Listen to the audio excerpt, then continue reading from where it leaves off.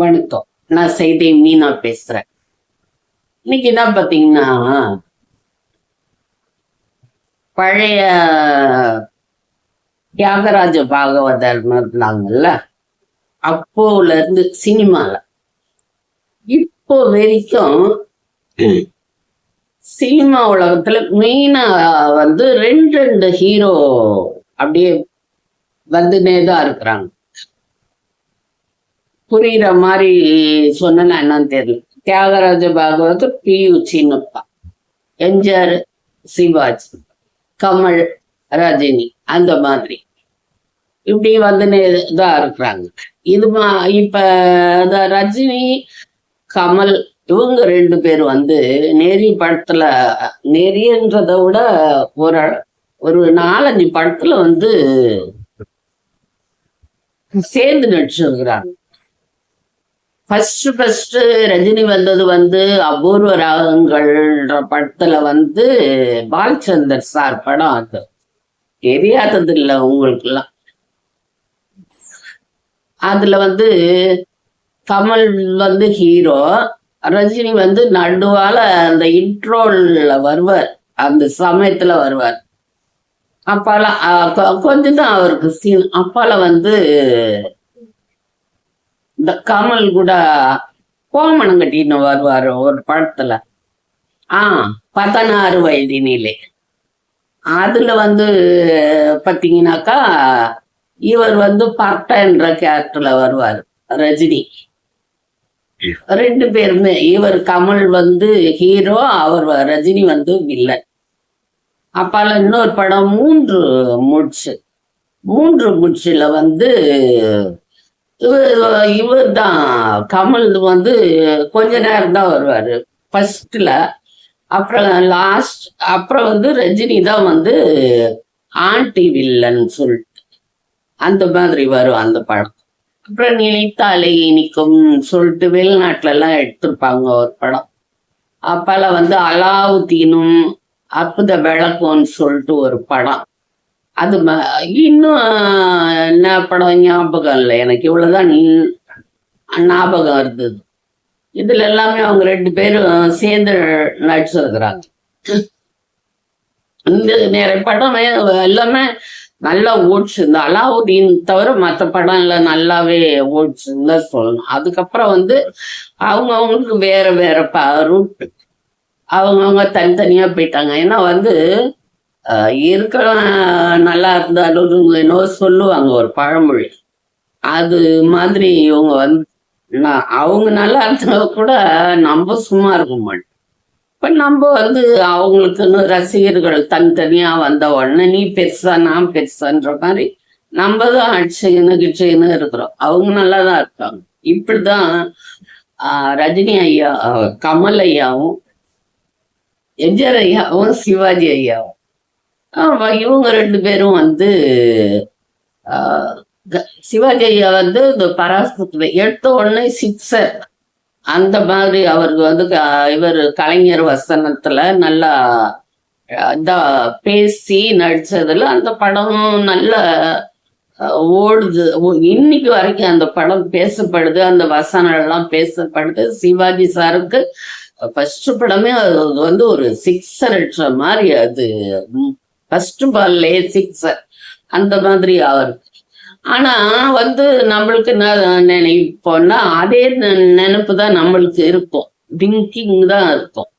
அதே நினைச்சுன்னு அடுத்தடுத்த படத்துலயும் அதே மாதிரி எதிர்பார்த்தா அந்த மாதிரி இல்லாததுனால அவருக்கு கொஞ்சம் ரொம்ப பெரிய வெற்றி படங்கள் இல்லை. அப்ப எம்ஜிஆர் சார் சின்ன சின்ன வயசுலயே நடிச்சு வந்தவர். அப்பால கொஞ்சம் கொஞ்சமா பெரிய ஆளாயிட்டு அவருக்குன்னு ஒரு தனி ரசிகர் பட்டாளம் இருக்குது. அப்புறம் சிவாஜி ஐயாவோட நடிப்புக்குன்னு ஒரு தனி ரசிகர் பட்டாளம் இருக்குது. இப்போ இத பார்த்துட்டு டைரக்டர் டி.ஆர். ராமன் சொல்லிட்டு அவர் டி.ஆர். ராஜகுமாரின்னு ஒரு நடிகை இருப்பாங்க. அப்படியே பாதி கண்ணை மூடின்னு அப்படியே மயக்கிற மாதிரி பேசுவாங்க. சூப்பரா இருக்கும் அவங்க நடிப்பு. குலைபகாவலி படத்துல எம்ஜிஆருக்கு ஒரு ஜோடி அவங்க நினைக்கிறேன். அவர் அவங்க அவர் வந்து ராமண்ணா என்ன பண்ணியிருக்கு, ராமண்ணாவோட ஒய்ஃபு வந்து ஈவி சரோஜா அண்ணா ஒரு நடிகை தெரியுமா? மதுரை வீரன் படத்துல தோழிங்களோட வாங்க மச்சான் வாங்க அந்த பாட்டுல எல்லாம் நிறைய டான்ஸ்ல எல்லாம் வருவார். டிஸ்கோ சாந்தி அப்பா ஒரு படத்துல வந்து உட்காந்து பாடினே இருப்பாரு, பின்னாடி அவங்க ஆடுவாங்களே பாடாத பாட்டு எல்லாம் பாட வந்தான்னு சொல்லிட்டு. அது அது அந்த அம்மா தான் டி.ஆர். ராமண்ணாவோட ஒய்ஃப். இப்ப வந்து இந்த ராமண்ணா அவர் என்ன பண்ணியிருக்கிறாரு, 2 பேரும் நல்லா இதுல இருக்கிறாங்க.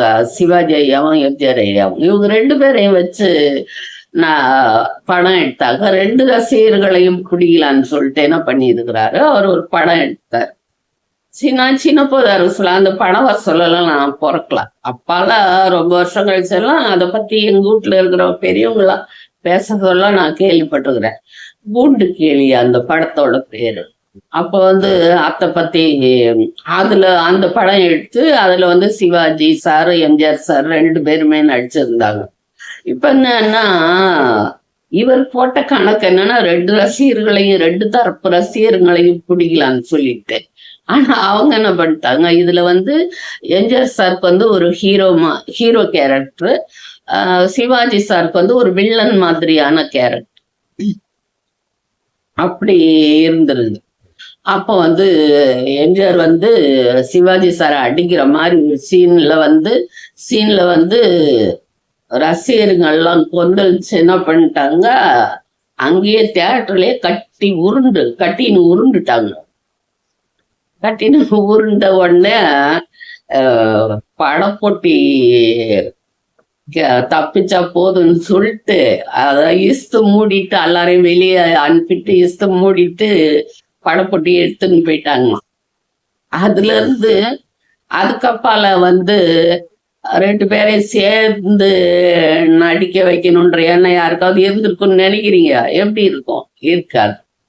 இத பத்தி இந்த 2 தரப்பு ரசிகர்களுமே என்ன பண்ணியிருக்கிறாங்க, கையெழுத்து போட்டு எம்ஜிஆர் ரசிகர்கள் சிவாஜி ரசிகர்கள் 2 பேருமே கையெழுத்து போட்டு எம்ஜிஆர் கிட்ட கேட்டிருக்கிறாங்க, யாரு முன்னணி ஹீரோ அப்படின்னு சொல்லிட்டு. அதுக்கு அவர் சொன்னாராம், இது வந்து எங்களை பொறுத்த வரைக்கும் ஒரு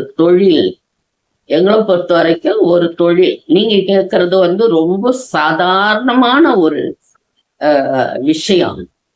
நாங்க 2 பேருமே பணம் வாங்கிட்டு நடிக்கிறோம், மற்றபடி நாங்க என்ன கேரக்டர் கொடுத்தாலும் நடிக்கிறோம். நாங்க வெளியில வந்து நாங்க 2 பேருமே நல்ல நண்பர்கள்.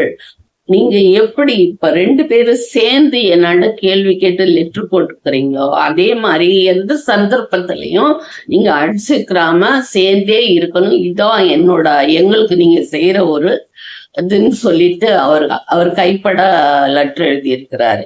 அந்த மாதிரி ஒரு இது எல்லாருமே நல்ல ஃப்ரெண்ட்ஷிப்பா தான் இருப்பாங்க. இருக்கிறவங்க தான் என்ன பண்றது, சும்மா இருக்காதா அவங்கள சீண்டி விட்டு சண்டை போட்டு அடிச்சுன்னு கிடக்காது.